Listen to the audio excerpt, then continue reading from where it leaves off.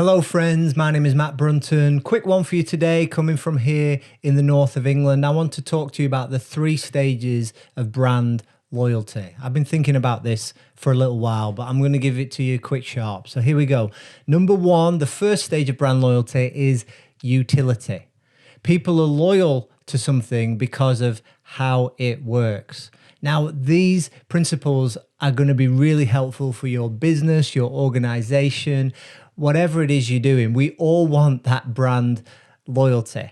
And utility means that it's practical for somebody. So it may be that the thing works well physically. It might be something like a coffee shop. It's near your house, it's near your work. You have to walk past it to get into the office. That's utility, it's a convenience. And that's why you're loyal. That's why you always go back to that same coffee shop. I think of something like power tools. You know, I've had my fair share of kind of cheaply made, power tools that were what I could afford at the time.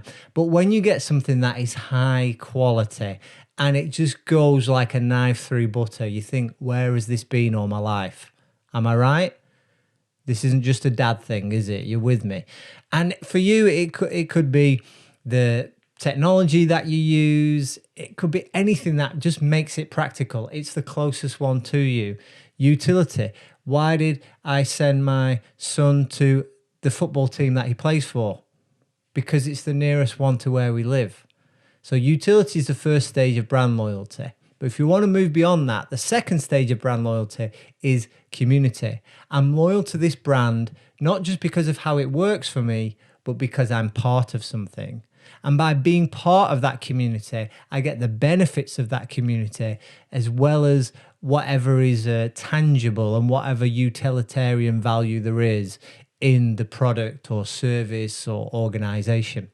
Community is a powerful thing. When people come together around something, you join a sports club because, like I said, maybe it's the nearest one to you, but then you start to build relationships with people, and that's what keeps you there, even if perhaps you move further away. You're part of a community. Your child goes to a certain school. Just because you move house, you're not going to pull the child out of school unless it is physically too far to travel to, because they already have friends. It's community. And when brands can create that sense of community, it's an incredibly powerful thing. I think of the British brand Gymshark, which has grown to be a unicorn, a $1 billion startup. And they managed to engender this incredible sense of community by connecting with their target market on social media. And then as they were growing, they hosted these events in cities all around the world. And there was an incredible clamor for these events. They were sold out. They were intense. They were like religious rallies or something, everyone getting hyped up, or a sales team meeting.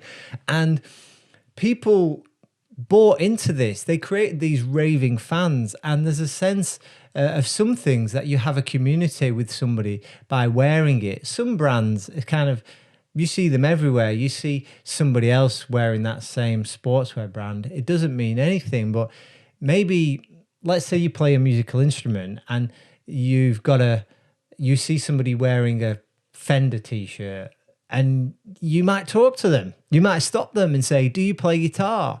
And there's a sense of community that comes around certain brands. That's more powerful than utility. But there's an even more powerful stage. Utility, community, identity.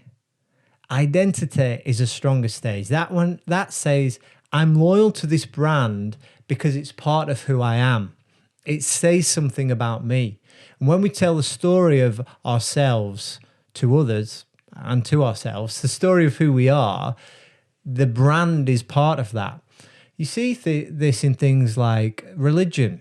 So people would identify as a certain religion. I am Muslim, I'm Christian, I'm Hindu. And that is part of who they are. But religion really is a brand, isn't it? It's a story. It's a story that we tell ourselves. That's what we have really in the human race beyond what exists in nature. Most of what we have around us is based on invented stories. I mean, even countries.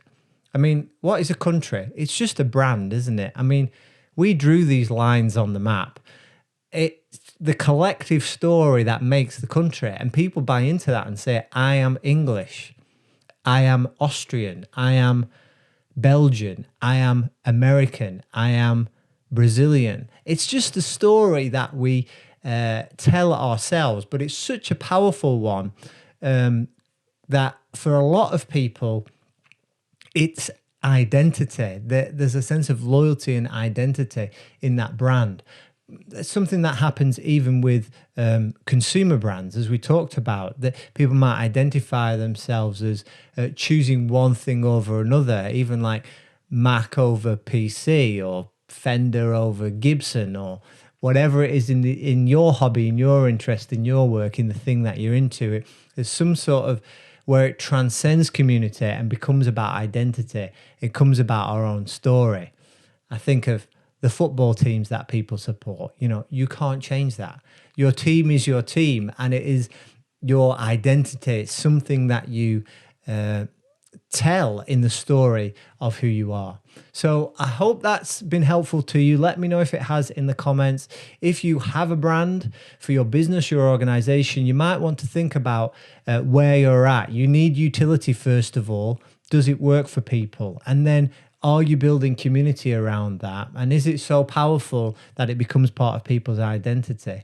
And on the flip side, you might also want to think about that for yourself and whether you want these brands to be part of your identity and part of the story that you're telling. Be deliberate about that in what you're building and in the choices you make as well. There we go. 3 stages, quick one.